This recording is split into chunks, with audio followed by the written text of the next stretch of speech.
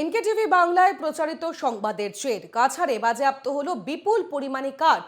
অবৈধভাবে নদীপথে পাচারের সময় প্রায় ৬০০ সিএফটি কাঠ বাজেয়াপ্ত করে বন বিভাগ। কাছাড়ের সক্রিয় বনদস্যুরা, অবাধে চলছে বন ধ্বংস। এনকেটিভি বাংলার সংবাদের জের, বন বিভাগের অভিযানে বাজেয়াপ্ত বিপুল পরিমাণ কাঠ। প্রথমে দেখুন এই দৃশ্য, দুর্গম পাহাড়ি নদী দিয়ে পাচার হচ্ছে কাঠ। এই দৃশ্য কাছাড় জেলার দিঘলাং এলাকার। এনকেটিভি বাংলায় বনধ্বংসের খবর সম্প্রচারের পর টনক নড়ে বন বিভাগের। শনিবার লক্ষ্মীপুরের রেঞ্জ অফিসার রুবেল রংফরের নেতৃত্বে চলে অভিযান এবং এই অভিযানে বাজেয়াপ্ত হয় প্রায় ৬০০ সিএফটি কাঠ। বাজেয়াপ্ত কাঠের বাজার মূল্য প্রায় ৫ লক্ষ টাকা।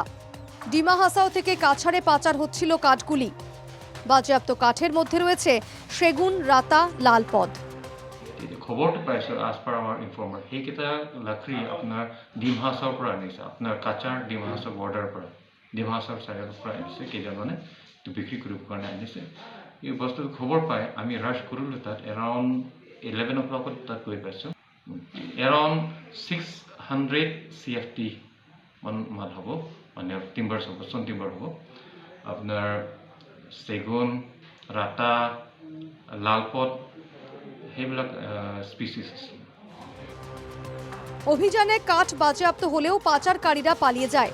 রেঞ্জ অফিসার রুবেল রংফর জানান, অভিযুক্তদের গ্রেফতার করতে শুরু হয়েছে তদন্ত।